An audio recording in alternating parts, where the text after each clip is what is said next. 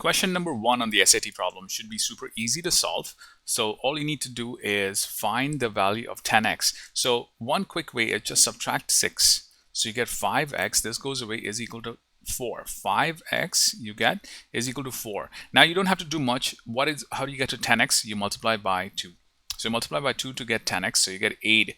So this value is 8. 8 plus 3 gives you 11. And that's how you can solve this quickly. All right, now you try this problem. So instead of this, you've got this value, and instead of this, you want to find the value of this. So you're already given this, and you want to find this value. How do you do this? Move the 5 to the other side, you got 4x. Then directly multiply by 3 to get 12x, and then add 2. Which of these answers would work? Post your answers in the comments. Let's see how well you can do it. Question number 2 on the SAT test should again be super easy to solve. Now you've got x plus y is equal to 0. So how about this? Multiply everything by 2 so you can get rid of the 2y. It's the fastest way to do this. And this 0 times 2 is still 0, right? Now you just add all of them. What do you get? 2 plus 3 is 5x. 2 and negative 2 cancel out, and you've got 10. So right there on your lap is x is equal to 2 because you divide by 5 on both sides, right, to get rid of the 5 here. And so x is equal to 2. And then what do? You remember originally in this equation you had x plus y is equal to 0, right? So that means x plus y, and x was 2, so 2 plus y is equal to 0. So obviously y is equal to negative 2. So of course you've got x is equal to 2 and y is equal to negative 2. But remember, if you already have x is equal to 2, you don't even have to touch y because this is the only value which has 2. You don't even need to actually find y. And in any case, this is the answer. All right, I've got one problem for you now. This is the same part, but instead of this minus, you've got a plus here. So you do the same thing, right? You do the same thing and you see if you can solve the problem. Remember, you multiply this by 2 on both sides and then subtract it this time to get the answer. Again, it should be very easy. Remember, this is a plus. So post your answers in the comments. I think this should give you some good practice for the test. Just watching the test is not going to help you. All right, you can read this entire problem, but what they're asking is the number 12. What's the meaning of number 12? So when you have this idea over here, this number followed by the n and the h, all you need to do is 12 is the price per n. What's the unit of n? Per landscaper, right? That's the fastest way to think about this. Per landscaper, and then also you got the h here, which is the hours. So just take the unit per landscaper per hours. That's the shortcut. 12 is the price or the rate, right, per landscaper, for one landscaper for 1 hour. So where does it say this? You've got the per landscaper and for each landscaper and per hour right here, and so this is your answer. All right, super easy follow-up problem for you. Just to convince yourself this works, you want to think about what happens if the number of landscapers is 2 and then the number of hours is 10. So what would be the cost? So just evaluate this and let me know what your answer is. This way you will have a better understanding of this problem. Let's move on to the next problem. Now, anytime you see 3 terms like this and you see mostly a square kind of a term, that's your answer. But how do you figure it out? You take this number 9a to the 4th and just find the square root of 9. What's the square root of 9? It's 3. Remember, 3 times 3 is 9, right? That's the first thing. Now, a to the 4th, you just half this, so that's also the square root, but you just divide this by 2, you get 3a to the 2nd. And then you take this number 4b to the 4th. Again, you find the square root of 4, which is 2. Take the half of b, which is 2 over here, half of 4, which is 2 over here, and then copy this plus over here. That's all. Otherwise this is a complicated problem, and then put parentheses and just square it. And so therefore you've got 3a squared plus 2b squared and the quantity squared as your answer. Remember, you just take this first value, square root it, last value, square root it, and just copy this plus over here in the middle, and you've gotten your answer. All right, now you try to find, instead of this value, try to find out this particular expression. What would this be equal to the square of this? Remember, you take the square root of this. So what's the square root of 81? Put it here. Half of this, put it here. What's the square root of 16? Put it here and put it here. And then remember, this sign, this plus goes inside here. I think this would be very good practice for you. One of the answers is right directly here. Okay, so post your answers. I think this should help you a lot. Remember, practice is more important than just watching these. You will not remember anything if you just watch these problems. All right, question 5 on the no calculator section should be super easy just because the number is 5, okay? If it's less than 10, it should be an easy problem for most of you. So what are they given? You can ignore this greater than or sign because that's usually useless. What's the most important thing? X is equal to 7. When it's a real number like a 7 and an equal to sign, that's the one you want to think about. The greater 2 doesn't make sense. Okay, just plug this inside here, right? So what do you get? Square root of 2k squared plus 17 minus 7 is equal to 0. And now here's the big principle. You isolate the square root sign. So how do you isolate the square root sign? We bring it to one side, right? So how do you bring it to one side? You just add 7 to both sides. So when you add 7, what you're going to get is this entire thing is equal to 7. So you get square root of 2k squared plus 17 is equal to 7. And then what you want to do is you square both sides. That's the big thing. That's why we isolate this. When you square this, all of this part goes away and you're only left with 2k squared plus 17 is equal to 49. Right, 2k squared plus 17 is equal to 49, and then you just subtract the 17 from both sides like so, and then you're left with 32, and then you're left with the 2k squared. So it now becomes much easier. Final thing, divide by 2 on both sides. So divide by 2, divide by 2. What does that give you? It gives you k squared is equal to 32 divided by 2 is 16. K squared is 16, so therefore what is the square root of 16? It's 4. In other words, 4 squared should give you 16. So therefore 4 is your answer right over here. All right, now you try this problem. Instead of this, you've got this one. So I've already isolated the square root for you. All you need to do is square both sides, and then this is equal to the square of 7, and then try to isolate k. One of these answers should work. So try it out. I think this should be very helpful for you to solve this problem. And remember, because you might forget this idea in just a few days. So practice it and post your answers in the comments. This is an easy SAT problem. Remember, less than 10 means that it's a very easy problem. So if these two lines are parallel, it means their slopes are the same. Remember, the slopes are the same. So what's the slope of this guy? It's a rise over run. So it's going, let's look at it from here, going from here up like this, right? And then going in this direction. So it's moving up by 2 and 5 in this direction. So now let's look at this one. It's moving up by 4. How is it moving up by 4? Because this is a 4 here, right? So obviously 2 and 5. So therefore you go by 4. So this is twice this. So therefore you want to move this guy by 10. So you're going from 0 to 10. So therefore 10 is your answer. In other words, this coordinate is 10. And so you want to find 10 as your answer. Okay, I'm only going to change one thing. I'm going to make this -6. So remember how you do this. You go up by 2 and 5 here. So how much are you going up by? How much is this? Is 2, this is 6. So how many times has it gone up by? And so therefore, how much should this be? So these are not correct, but post your answers. I think it'll really help you to understand this. Remember, it's just 3 times. So what should your answer be? All right, this problem has 2 steps. The first step is because you've got an x here, you can write this entire expression as a squared minus b squared. That's the first thing, a squared minus b squared, right? You got this part, and this is equal to x to the 16th. Remember, this is x to the 16th. So you've got a squared minus b squared, and this is x to the 16th. Now you just need to compare them. So because the exponents are the same, you compare them and you write a squared minus b squared is equal to 16. That's the first idea. Now this was step 1. This is the exponents idea where this guy minus this guy is equal to this, right? That's the exponents idea. Now the second idea that you want to understand is when you have the difference of squares, you can exactly write this as a plus b times a minus b. That's a very favorite type of a question for the SAT.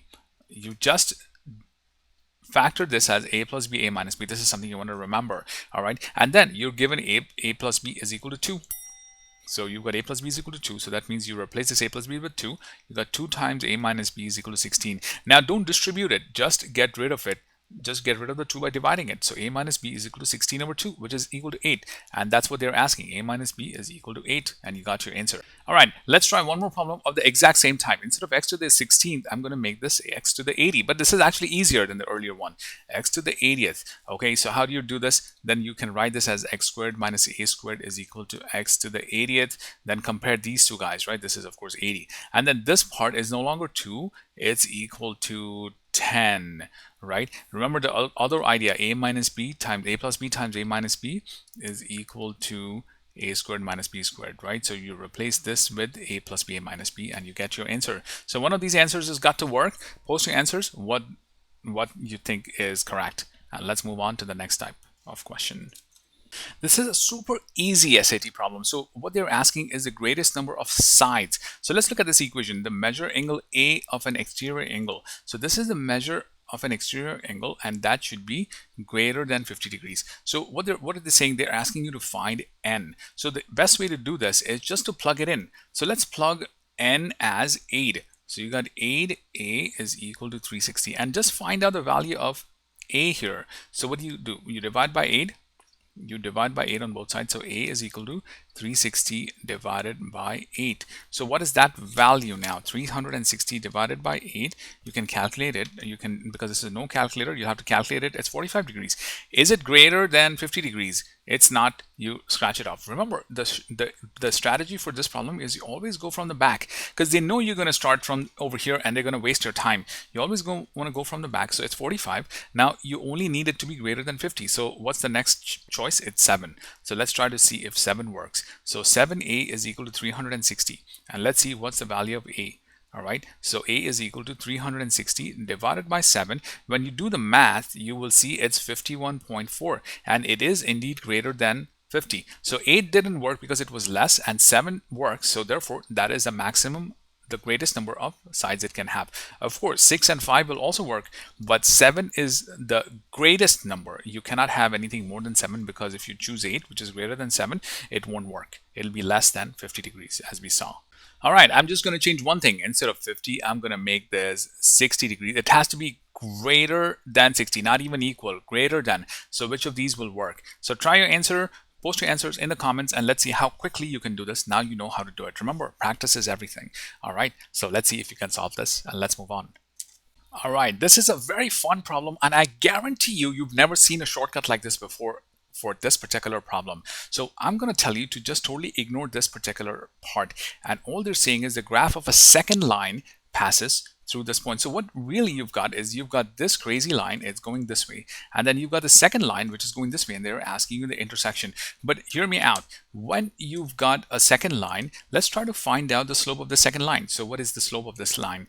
So you've got 2 minus 1, right? y2 minus y1 over x2 minus x1. So 1 minus 2. So you've got 1 over negative 1, which is negative 1, right? As soon as you have negative 1, something should click. What is that thing? You've got y is equal to mx plus b, right? So the m is the negative 1. So you just plug it inside here. Y is equal to negative x plus b over here, right? Now, or you can look at this as the y-intercept. Now, how do you find this y-intercept, right? Let me just call this the y-intercept. So all you need to do is you plug in this value, any of these. Let's plug in this value. So what do you get? You get 2, because this is the y, is equal to negative 1 plus this y-intercept. And so what's the y-intercept? It's equal to 3. So because I add 1 to both sides, you're going to get 3 is equal to this y-intercept, right? So therefore, this part here becomes 3. Right? So y, so let me just rewrite this now. Y is equal to negative x plus 3. Let me move the x to this side. Okay, this is the magic part. Y plus x is equal to 3. And now, because this a and b, it's on this line, you can literally put in the a value as x and the b value as y. So b plus a is equal to 3. And so this part is actually just 3. You don't even need to look at this intersection part. You just need to solve one equation, and you need to realize that x plus y is equal to 3, and these are on the line, so a plus b has to be 3, and you're all set. The graph of the second line passes through this point, 1, 3 and 3, 1. So how would you solve this? Remember, the first step is your slope, which is, you can choose it anyway, y2 minus y1 over x2 minus x1. I guarantee you the slope is going to be negative 1. And then all you need to do is y is equal to negative x plus what? This what value, once you find it, move the x and then do the same magic that I did before and find the answer. So let's see how quickly you can solve this. Remember, this is a hard problem, but I've given you the fastest way to solve this, so it'll save you a lot of time, because time is most important on this test. This is a relatively hard SAT problem. Remember, it's question number 10 on the no calculator. So now the questions start getting a bit harder. Now, all you need to do is you have to understand this idea. Which of the following has a graph which is for which y is greater than? So there has to be a y value which is greater than negative 1. If it's less than negative 1, let's say it's negative 2 or negative 3, you can easily cross it off. So how can you easily cross off this? It looks a bit complicated. It's very easy. Just set x to be equal to 0. When you set x to be equal to 0, all the x values, you can just get rid of them, literally cancel them out. Here, like so. right? When you cancel them out, what do you get? What do you have left here? You have -2 left here, -2 left here. Remember here though, you've got -2 squared, so it's a +4. And here again, you got a -2. And what are they saying? Which of these does the y value have a y coordinate have the value greater than or equal to -1? These are all less than 1. Out, out, out, and here's your answer. Super, super easy to solve this problem. All right, now it's your turn to solve this problem. Instead of this, I'm just going to make it a greater than or equal to 0 instead of -1. And instead of all of these choices, try these ones. All you need to do is set x to equal to 0 and find which are these values are greater than 0. How easy can it get for you? So try it. Remember, practicing this is going to give you the correct remembrance. The more your score is going to improve for sure. So which of these ABCD choices works? So let me know. I'm waiting for your answers. As soon as you see a complex number in the denominator, there's only one and only one thing to do. You copy down that number. You copy down this 8 and this 2i, and then put the 8 and this 2i here like this. And then you put a negative. If there's a plus here, you put a minus. If there were a minus, you would have put in a plus. Okay, so this plus, you put a minus over here. Now, the next step, you want to multiply the numerator to the numerator like this, and then the denominator to the denominator. So remember, the first shortcut is multiply by the conjugate. This is called the conjugate, where you copy down the same number and you flip the sign. That's the first part. Now the second part, the other shortcut I want to show you, is when you multiply these two guys, it should be very easy. What should the answer be? You don't have to waste too much time. It's actually just going to be 8 squared plus 2 squared. Always, no matter what you do, the answer is always going to be this squared plus this squared. So what is 8 squared plus 2 squared? We'll have to calculate that, and let's calculate that real quick. It should be equal to 64 plus 4, right? 64 plus 4, which gives us 68. And so the denominator is 68. You can already see 38 is half of 68. So you can kind of in your mind cancel out these two and you're left with these guys. Okay, in any case, now you got to FOIL these. So how do you FOIL it? This is the first, right? 3 times 8 is 24. The next outer, right? 3 times, so you've got outer now. So the way you'll do this is 3 times 2i with a negative sign gives you 3 times 2 is -6, right? So -6i. The inner is going to be 5 times 8, which is 40. So you put a -40i like this. And then the last is going to be this and this. Remember, a negative times negative makes it positive. So you've got 10i squared with a plus. Remember, the main idea now is I squared is equal to -1. This is something you want to memorize. Okay, so I squared is -1, which means this part becomes 10 times -1, which is -10 like so. And then you add these two together. So 24 minus 10 gives you a 14. And then this 6i and 40i, they're both negative. So it gives you a -46i. The final step, you don't even have to do the final step. Remember, it's a negative and it's a negative, so this is your answer. But in case you're interested, you divide by 2, you get 7. You divide by 2, you get a 34. You divide by 2, you get a 23, which again gives you this answer anyway. All right, so that's the way you solve this problem. Remember, there are many shortcuts. Let's try it one more time with another problem of the same type. Okay, I made it much simpler for you now, but please try it. So what do you do now? You got 1 minus I. Remember, you see this in the denominator, this crazy thing. You don't have to think twice. Only one thing you need to do is copy down this 1 and I, this over here, this 1 and I, and because there's a minus here, you just put a plus. What's the next step? You want to multiply these two. And what's the number in front of I? If there's nothing, that means it's a 1. So you're going to get a 1 squared plus 1 squared, and then you just FOIL it. Let's see how quickly you can FOIL it and get your answer. What's this answer in the top? So post your answers. I think this is really going to help you. This complex conjugate method, it comes up fairly frequently on the test, so I think you should be able to really master this.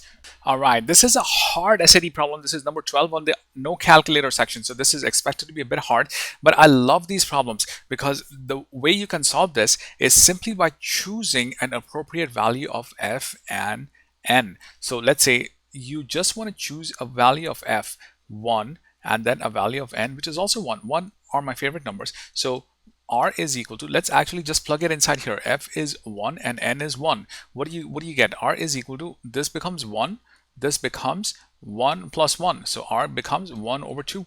Now all you need to do is just plug these values inside here and you're done. That's all you need to do. All right, so and that also I'm going to show you an even easier way to understand this. Okay, so first of all, you want to write the f becomes 1 here, right? All of them are 1, and the right side should also be equal to 1, right? Now let's look at it this way. You've got r and n. So how do you write r? R is a half and n is 1, right? And then you've got r minus 1, which is a half minus 1. Now think about it logically. Half minus 1 is a negative number, but you have a positive here. So you can literally cancel it out. You don't even have to do anything.